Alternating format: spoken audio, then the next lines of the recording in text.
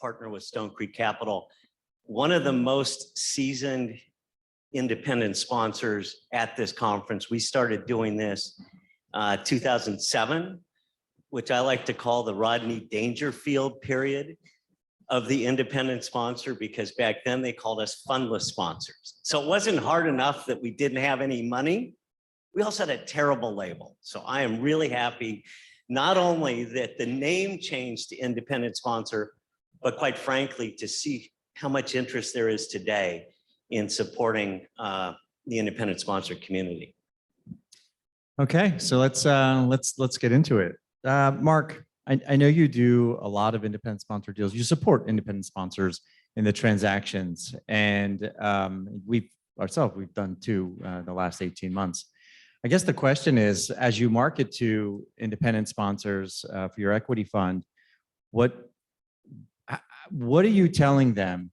Like, why should they be choosing you as a capital provider? Well, what is differentiating your capital versus somebody else's capital? Like, why Mark Hauser and why Tamarix?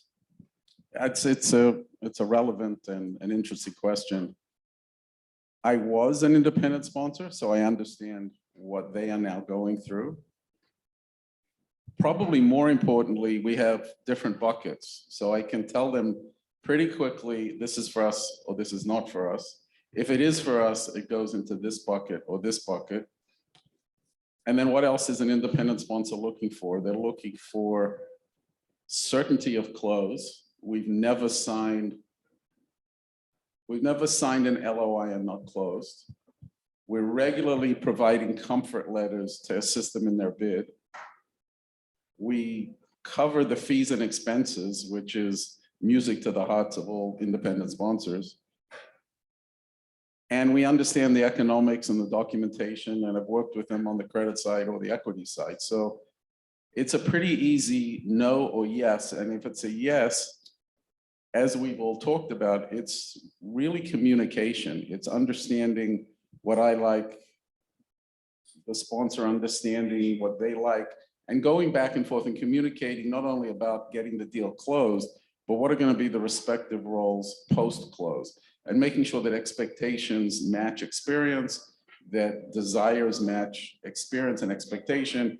And you just don't want to have misunderstandings. You want clarity from the very, very beginning, whether you're a lender, whether you're a minority equity investor, which we sometimes are, or whether you're the control investor. So certainty and clarity and communication, I think, are the three most important elements. Now, Samantha and Bruce, is that enough for you? Is that by itself enough, or is it about the economics, or do you shop around your capital providers and say, hey, I think I can get better economics out of X, Y, or Z, capital provider? Is that how you look at it, or is it what Mark is saying? Be careful. Bruce, would you like to start off? Sure. Even though you asked the question that you did, that's not what I want to talk about. But I will say that Mark typifies what I think is precisely the kind of private equity group we want to approach. What I wanted to communicate today is I want you to have a little bit better understanding from the independent sponsor's point of view of what matters to us. And I was really happy that the conference was willing to have a session that wasn't dedicated just to how the independent sponsor can perform better, but rather how the private equity groups can get more deal flow and better deal flow from quality partners. And it starts with the fact that private equity has control in its DNA. So there's a learning curve that comes along if a private equity group is going to do an independent sponsor deal, because we're not deal brokers and we ride off into the sunset. We need to work together as partners. So understanding that going in becomes very important, which takes me to my next point. What do you guys think is the single biggest risk we have as independent sponsors? And what's that? It's a challenge, but we can't be in this business of doing this if we are unable to do that. So, and that is what most people say. Execution? I don't know if we've spoken before, but that is correct. Our single biggest risk is what happens the moment we grant exclusivity to our funding partner, because that's the moment when we lose control of our process. And what becomes critical to us through our experience over the years is knowing that we've got a supportive capital partner who is not going to undermine everything we've done up until that point to get the deal to an actionable point. Why do I say that? Because you have to take a step back and ask yourself, how could somebody get exclusivity on a deal you would want to do when they don't have the money? I don't have a business development person.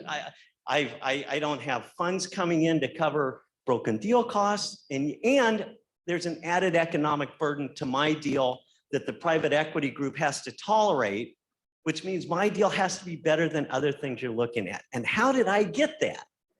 And the answer is, for those of us who are independent sponsors, is we gain the trust of the seller. And we set certain expectations that they're counting on. The moment we grant exclusivity to our equity partner, if that partner isn't sensitive to the expectations that we set and isn't supportive of delivering on those, they're going to screw up our deal. And remember, at that point in the process, the seller feels safe with us because we're the only party that they know.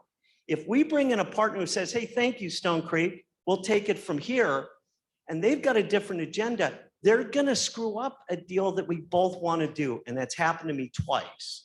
So my message here, and it's so important to understand, is how important the partnership is with the independent sponsor. And what Mark articulated is precisely what we need to have happen when we partner with somebody. Bruce, that was well said. Incredible, in fact. I concur, but also I think that just to add on and give you kind of a concrete example, we only co-invest out right at this point, and we're looking for folks like Mark, to co-invest with you. They were independent sponsors. They understand the trials and tribulations, but also, as you're thinking about going through a deal, the deal origination is very important. We only do proprietary deals.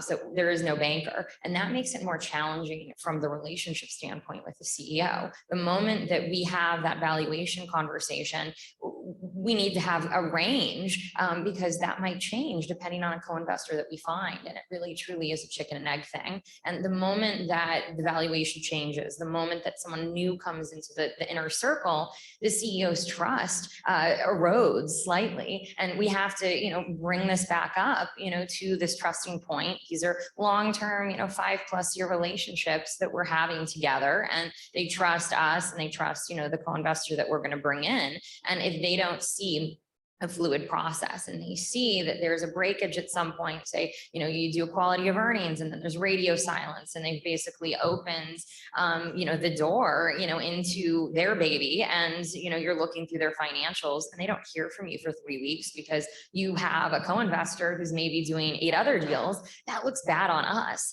And it's really, really challenging. So when we pick partners, we're looking for people that, we build relationships with prior, and also ones where, we say, listen, like, this will literally make or break our deal if you aren't serious about being our partner here.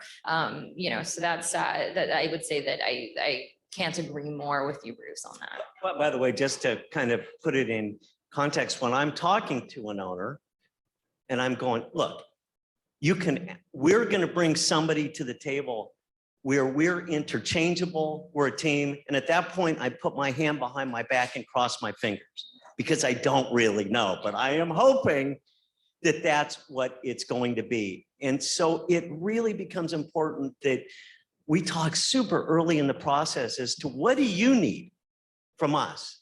And another challenge that I've experienced is sometimes groups with committed capital, it's a little awkward because your level of relevancy in the deal isn't as high as it would be as it relates to just the process and the relationship if you were doing it by yourself.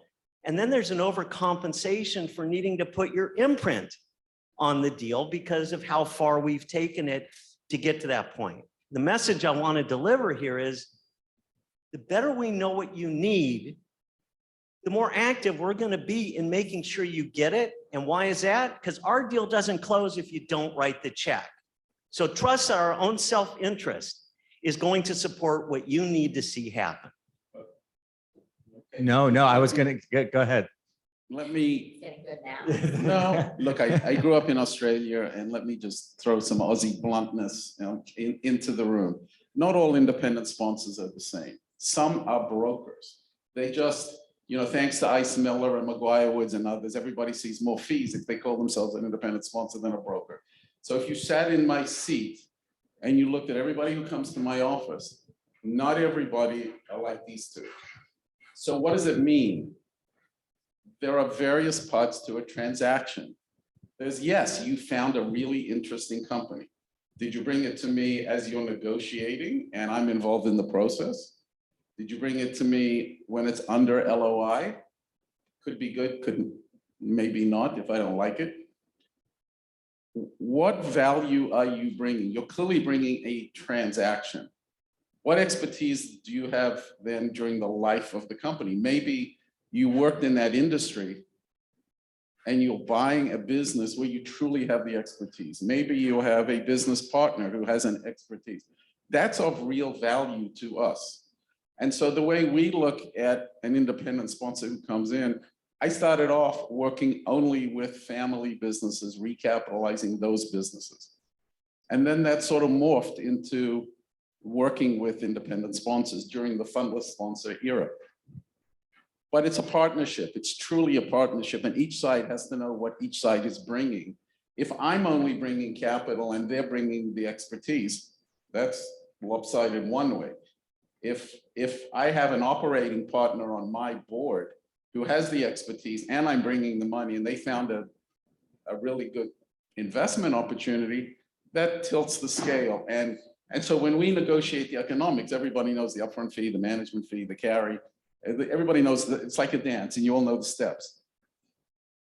But where it ends up should be based upon the relative value of both sides.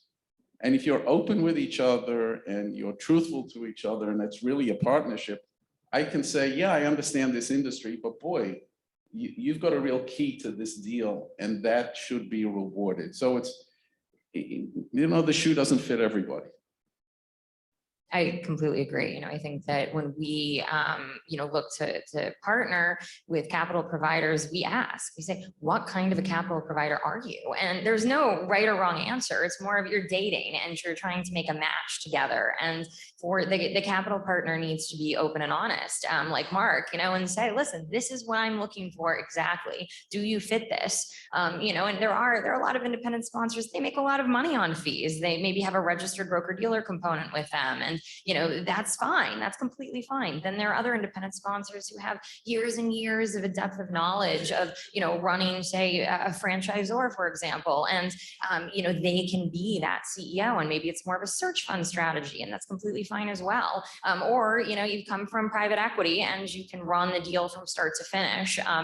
And you need a capital partner that wants someone like you to do that. And there are also other, areas where independent sponsors can put varying degrees of capital to work, for themselves. For us, we always put in hard capital into our own deals. Not every independent sponsor can do that, but maybe they can bring something else that's more operationally focused. So it really is, it's a marketing pitch, but it's also a truthful marketing pitch, but it's also dating and making that match. And I think the more upfront that the independent sponsor is of this is what I am and what I'm really doing, and the more upfront that the capital partner is of this is who we are, this is why we have this pool of capital for you, and this is what we're looking for, the quicker it's a yes or no, rather than burning months and beginning to burn fees on something that maybe is going to be a broken deal at some point because of that. One other thing to add, which makes it so complicated, is there's no barrier to entry to be an independent sponsor.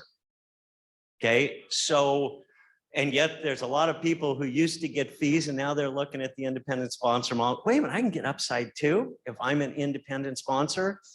And so to what Mark said in terms of the all kinds of shapes and sizes, qualified, not qualified, it's complicated. Another thing that complicates it is I don't know a private equity group that hasn't had a bad experience with an independent sponsor. They thought they were working with somebody who was credible, and then they found out, wait a minute, maybe they don't have the deal locked up, or they don't have this or that.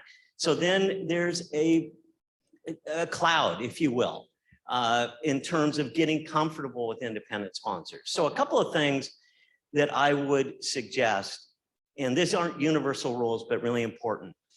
You're going to take a bigger risk in getting your deal done if it's the independent sponsor's first deal. Okay, because they've got a learning curve of their own to understand how to do this themselves. So I would want to know how many deals they've done. Second, check their references. And if they've done certain deals, you may want to talk to a sell side advisor. You may want to talk to a seller. But the more you understand of who and what they are, the more likely it is your deal's going to work. And on the flip side, I want to ask those same types of references for private equity groups. And I'm hesitant to work with private equity groups who haven't done an independent sponsored deal before because they've got a learning curve of their own. Yeah, and I think the other complication, as you work with your capital providers have an investment committee. So you might be dealing with one partner, right? But they might have 3 other partners that they need to go pitch this. So it really does add a different layer of complexity. So while you're trying to introduce the company to the capital provider at some point, and I don't know at what stage that is, and obviously it depends on the relative experience you have with this particular capital provider, right? If you've done deals with them before, you probably be more comfortable, showing the CEO. But, Mark, at some point, if you're providing capital to a company and it's your first deal with an independent sponsor, you're going to say, hey, I want to talk to the CEO. I want to talk to the management team, the guy who's going to roll 30-40% into the company, because I'm putting in 90% of the capital. But at the same time, you got an investment committee, right? So, how does that dynamic, fit? You're right. It goes to who you're dealing with. And it's also nomenclature. If somebody brings me in and says, this is my partner, we've worked together before, or we've known each other for a long time, versus this is the guy putting up the money, there's already a signal that's being sent to the seller. The last deal, not the second last deal Tom and I worked on from my equity fund with an independent sponsor, we were arguing not economics, we're arguing control issues related to the sale, because they were worried about that we'd sell earlier than they wanted. And I rang him and I said, we've worked it out. And he said, what did you do? This is a true story. What did you decide? They have control unless one day I wake up and I'm unhappy. And he said, How do I you just say, how do I draft that? how do I draft that? And I said, you draft it that way. If Mark is unhappy, it's in a deal, and it's a very big deal. The company's doing like 10 of you. How many pages of document of the definition? Well, I'll tell you about his bill later, but One no. sentence. So there's, you talk about trust. There's a total level of trust. Now, this deal's been going on for a while. I don't know, 8 months, 9 months. Am I totally happy with certain? No, but neither am I just going to call it somebody who I respect and like, who I've done another deal with. It's not a first relationship, and just say I'm triggering the clause. So, but it was a funny moment with you. Yeah, what are you talking about? The happy clause. Well, yeah, it was interesting. And then when I'm curious how you do draft something like that. yeah, well, when I sent it to McGuire Woods, they came back and said, am I reading this right? And it's, Oh, let me make one other comment too, and this is from the seller's perspective, but understanding this and the dynamic between the independent sponsor and the private equity group. The single biggest risk the seller has when I look at a deal is not whether we can find the capital, because we've had so much success consistently finding the capital. The single biggest risk to the seller is our partner retrading the terms of the LOI that we negotiated at the 11th hour. That is a challenging thing for me to control, but we are absolutely hell-bent on making sure that if we have a bad actor as our partner, we're going to be an advocate for the seller, not an advocate, unless there's a reason to change, and in which case we're all going to sit down. So back to Mark's comment that when we agree to a deal, we honor the terms of that deal. That's really important because that's the one thing I've got to get the seller comfortable with that is gonna be true, that they honor the terms that I negotiated. And as an independent sponsor, that's the brand I've built. And I'm gonna fight really hard to make sure we close on the deals we negotiated. That has a lot to do with who our partner is. So that